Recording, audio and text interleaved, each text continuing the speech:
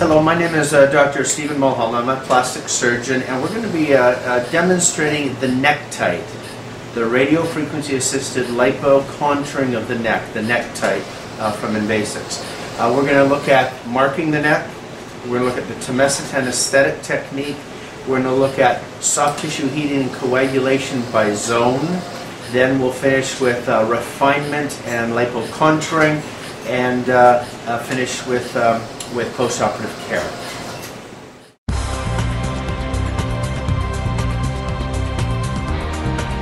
As you can see, our patient today is having other procedures. She's going to be having a facelift, and we're going to do a closed neck compartment.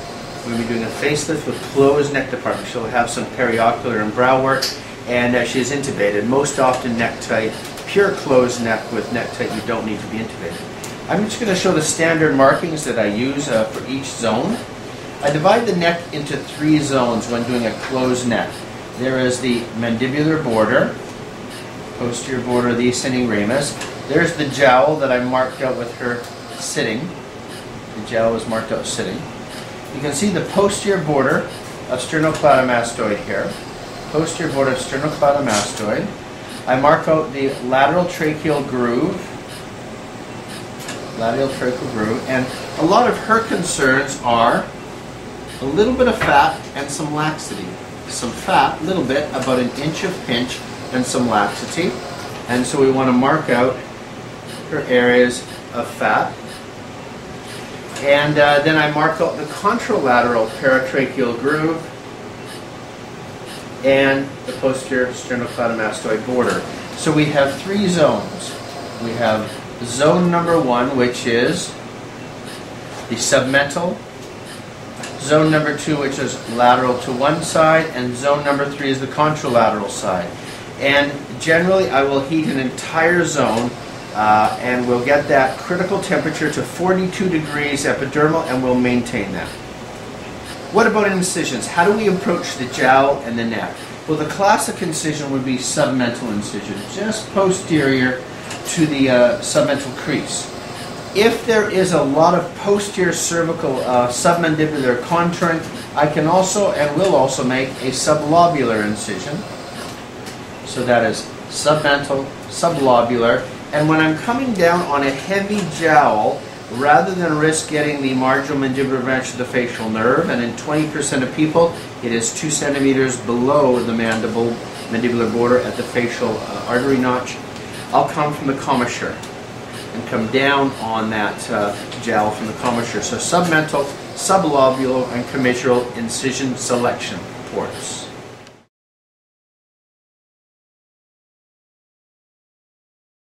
We're going to do tumescent anesthesia right now, and you can use a very small needle, a spinal needle, or a special tumescent cannula.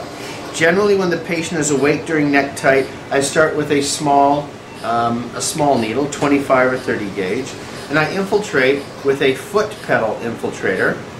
So you get mechanical infiltration. The submental incision, and get that primed for the patient. Then I will switch from a 25 gauge to a 22 spinal, and start with my pre-tumescent, again if the patient's awake, to keep them comfortable. Slow infiltration rate in my zones with the 22 spinal.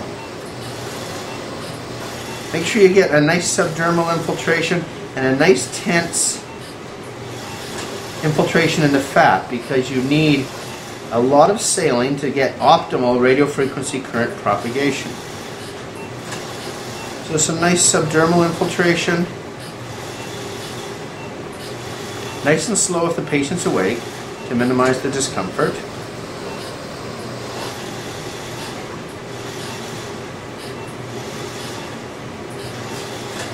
Once I've got a little subdermal anesthesia, we're going to go to the contralateral side.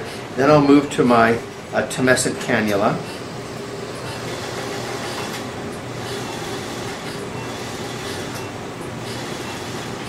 I finished doing my subdermal infiltration with the 22 spinal. You could use a 25 spinal. I'm going to remove that now and go to a very small formal infiltrating cannula. This infiltrating cannula is important, and it gives a symmetrical distribution of anesthetic fluid. I'm using a double strength Klein solution. Double strength meaning one bottle of 1% without epinephrine in 500 mils. So I'm making an incision here in my submental port. Scissors, please. I'm going to spread that, and I'm going to start doing my formal tumescent anesthesia. Right now I've just done subdermal anesthesia. So going back to tumescent infiltration, I'm using a double strength Klein solution with one bottle of lidocaine, 50 mils of 1% xylocaine without epinephrine, in 500 mils of normal saline, and 1 mil of 1 in 1,000 epinephrine. So now we're going into subcutaneous space. Now we're going to formally tumesce and firm the tissue. Turn that off. We're going to formally firm the tissue.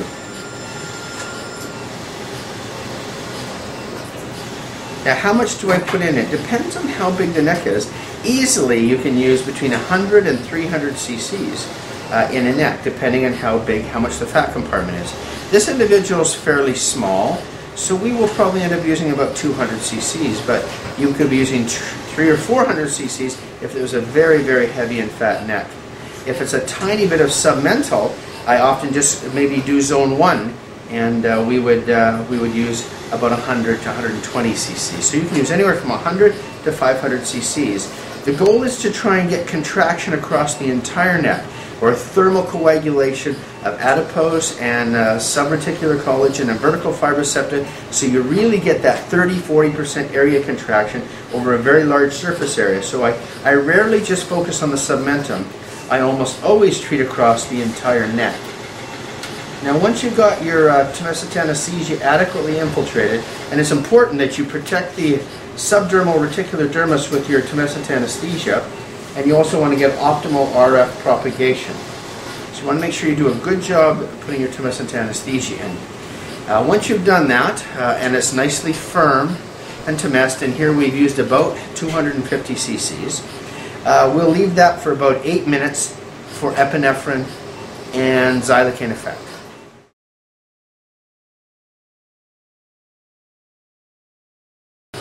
Before we actually start the case, let's look at some neck-tight features. First of all, the electrode configuration.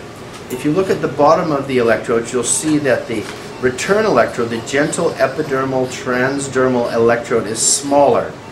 The internal electrode cannula is also matched so that the power density is much more controlled, much safer, because we're dealing with much thinner tissues in the neck. The aspiration holes are also staggered, eccentric, and smaller on this blunt nose cannula. Again, the reason being is we want a stable, slow removal of the lipocoagulation, and we want a stable heating of the tissue.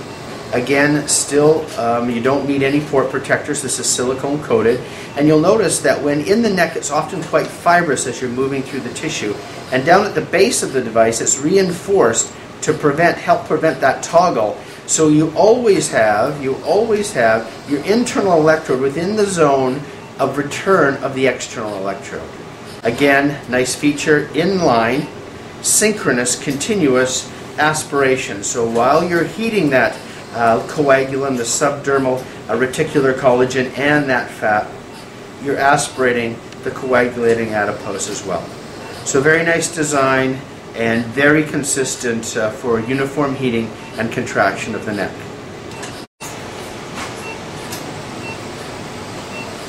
Okay, we're about to begin our neck-tight procedure. I've used the settings 15 watts of energy and 40 degrees epidermal cutoff temperature. We still have the same internal impedance cutoffs of 40 ohms on the low impedance and 600 ohms on the high impedance. I usually have this set on level 1 or 15 millimeters. Our aspiration is on, and so we're going to be sucking while we go. I'm going to work on zone 2 until I get a nice even contour. I've got a nice thermal profile, and I've maintained 40 degrees epidermal temperature for 1 minute or more. I introduce into my port. I don't put my foot on the pedal initially. Initially, I'm just moving back and forth, getting a good feeling for the contour the fibrous nature of the tissue and making sure I'm in the right plane. Make sure there's no dermal dimpling. If you start seeing that and you're pulling down the dermis, you're going to get too close. Your electrodes are too close together, and you want to make sure you don't do that. So make sure you have a nice even contour. You can see the aspirations working nicely. We're aspirating tissue nicely. And put your foot on the pedal. Our starting temperature, rotate the box so I can see it. Thank you. More. Excellent. The starting temperature is about 23 degrees. Nice even strokes. Use your hand for counter traction. Nice even strokes. Let the RF do the work. Let the RF do the work. Nice even strokes back and forth. The aspiration is working nicely. About every 3 or 4 minutes, I'll remove the device, remove the necktie, and remove the fibrous tissue that accumulates on the internal electrode. So back and forth, nice and easy. Nice and easy. Take the device out. Remove some of the